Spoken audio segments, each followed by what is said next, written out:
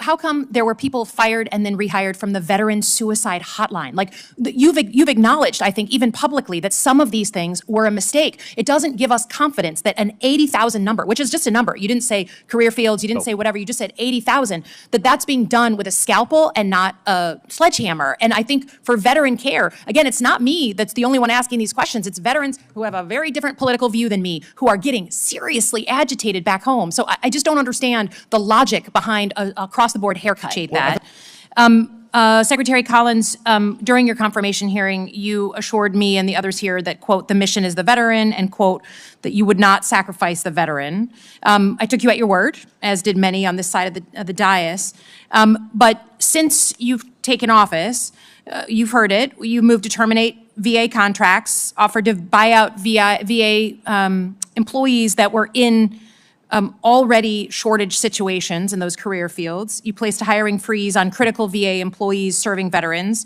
2,400 recent VA hires were let go, and then I think because of the courts, brought back. You've been here today doubling and tripling down on that. I have no problem with cutting fat in the VA. I worked at the Defense Department. If someone had said to me, cut fat, I know exactly where I'd cut. But it's the nature of the cuts. If you're firing someone on a Friday and they're being brought back on a Monday, no CEO in America would be lauded for that kind of sloppy cuts.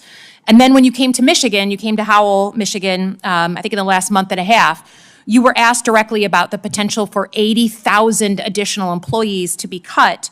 And instead of pushing back, you just said, quote, there's going to be a lot of friction. And I understand that you're wordsmithing things to say that no nurses or doctors in the VA facilities are going to be touched.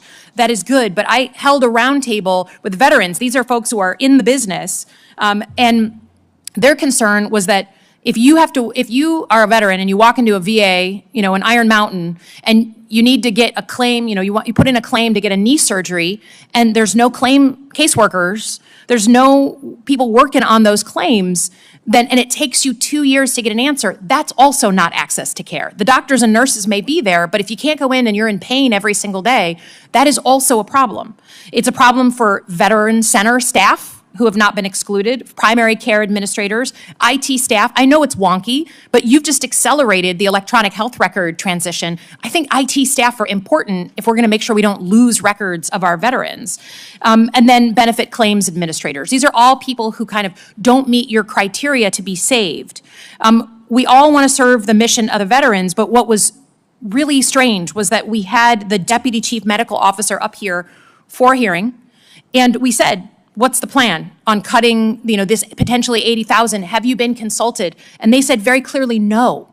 So I'm having a problem understanding how I'm to believe that the veterans in Michigan are going to get the same or better care, which is what we want, when you seem to be sort of, I don't know, you're claiming that these 80,000 are like DEI and interior designers. There's no way that all those 80,000 are in those job fields. So help me understand how you're going to preserve, that veteran who needs this knee surgery, but there's no one to process his claim.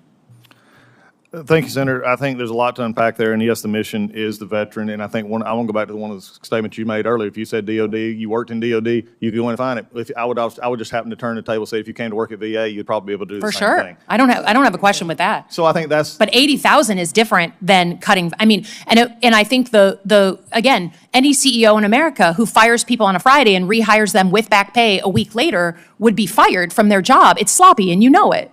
I think I'll disagree with the judge's decision there and continue the appeals process on that. So, I mean, look at it from that perspective as we go forward. But also, again, when you look at these issues and you look forward, I mean, it's interesting to me. I would just be curious, and I'm just playing the scenario out. If you go into DOD, it's 20,000 a proper number, it's 50,000 proper number, it's 10,000 proper number. At the VA, we exempted over 300,000 positions to ensure patient care, patient quality, and disability benefits were being done. So how come there were people fired and then rehired from the veteran suicide hotline? Like, you've acknowledged, I think, even publicly, that some of these things were a mistake. It doesn't give us confidence that an 80,000 number, which is just a number, you didn't say career fields, you didn't say whatever, you just said 80,000, that's being done with a scalpel and not a sledgehammer. And I think think for veteran care, again, it's not me that's the only one asking these questions. It's veterans who have a very different political view than me who are getting seriously agitated back home. So I just don't understand the logic behind a across-the-board haircut. Well, I think the biggest thing is what you're looking at here is, I think right now there's been, because that's what I've had to fight for the whole time, is to fight this idea of just being blanket numbers throw out, playing Trivial Pursuit with numbers and others. Right. It has scared veterans.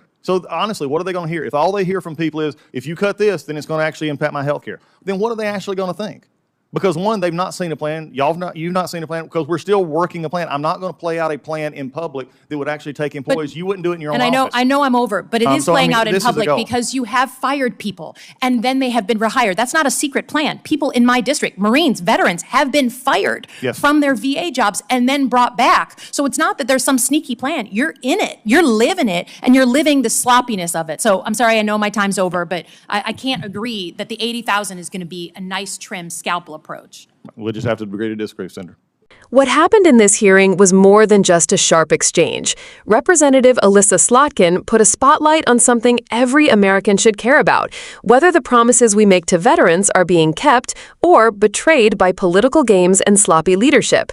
Slotkin reminded Secretary Collins of the pledge he made during his confirmation, that the mission is the veteran, not the budget, not the politics, not the headlines. The veteran. That's the test. But since Collins has taken office, the actions haven't matched the words. We're not talking about trimming fat or streamlining bureaucracy. We're talking about hiring freezes in critical areas, mass terminations that were so poorly executed they had to be reversed days later, and threats of cutting up to 80,000 VA jobs with no real plan for how veterans' needs would be met. Let's pause here, because Slotkin's example is one that really drives the point home. Imagine you're a veteran in Michigan. You served your country, you're living with knee pain every single day, and you walk into a VA clinic to get help. The doctor might be there, the nurse might be there, but when you submit your claim, there's no one left to process it. That means you wait not weeks, not months, but potentially years for relief. That's not access to care. That's not honoring service. That's abandonment by bureaucracy. And this is where Slotkin's words cut through. It's sloppy, and you know it. She's not just talking about paperwork errors. She's talking about the kind of careless decision-making that destabilizes entire systems. Firing people one week, rehiring them the next with back pay, that doesn't save money. It wastes it. It doesn't build confidence. It destroys it. And in the middle of that chaos are real veterans who don't know if their benefits, their claims, or even their medical records are safe. Think about what that means. Veterans already face high rates of suicide, PTSD, and medical complications from their service. The VA is supposed to be their lifeline. But Collins' approach isn't a scalpel, as Slotkin put it, it's a sledgehammer. When you cut IT staff during a major electronic health record transition, you risk losing records entirely.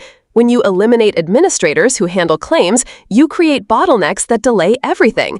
When you mess with the suicide hotline, even briefly, you are literally playing with lives. And here's the bigger picture.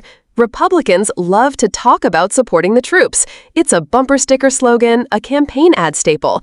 But when it comes time to govern, they're treating veterans like numbers on a spreadsheet. Veterans aren't props. They aren't bargaining chips in some budget fight. They are people who put their bodies, their families, and often their futures on the line for this country. If we can't keep faith with them, what does that say about our values? Slotkin made another critical point. Even the deputy chief medical officer at the VA hadn't been consulted on these massive cuts. Think about that. The very people in charge of medical care for veterans weren't brought into the conversation. That's not just sloppy, that's reckless. That's how you know the goal isn't efficiency, it's ideology. It's cost-cutting for its own sake, no matter who gets hurt. And let's not lose sight of the numbers. The president's budget actually increases VA funding by nearly $5 billion. Democrats are pushing for more investment in veterans care. It's Collins and his allies who are trying to undermine that mission with chaos and false choices. They say no doctors or nurses will be cut. But as Slotkin pointed out, if you can't process the paperwork, if you can't manage the records, if you can't keep the systems running, then the doctors and nurses can't do their jobs either. So here's the takeaway. When Collins says the mission is the veteran, it rings hollow, because the mission isn't words, it's outcomes. And veterans know when they're being shortchanged. Slotkin was channeling the voices of those veterans back home in Michigan who are scared, frustrated, and angry. And she's right to be blunt. You don't honor service with sloppiness. You honor it with competence, with investment, and with accountability. If you believe that supporting the troops means more than wearing a flag pin, if you believe it means actually making sure veterans get the care they earned, then this is your wake-up call. These hearings matter because they expose the gap between rhetoric and reality, and we should demand better. What do you think? Should Congress crack down harder on sloppy VA leadership and put veterans first in the budget? Drop your thoughts below, share this video to get more people talking about it, and make sure you subscribe to Liberal Lens so you don't miss our deep dives into how policy decisions really impact people's lives.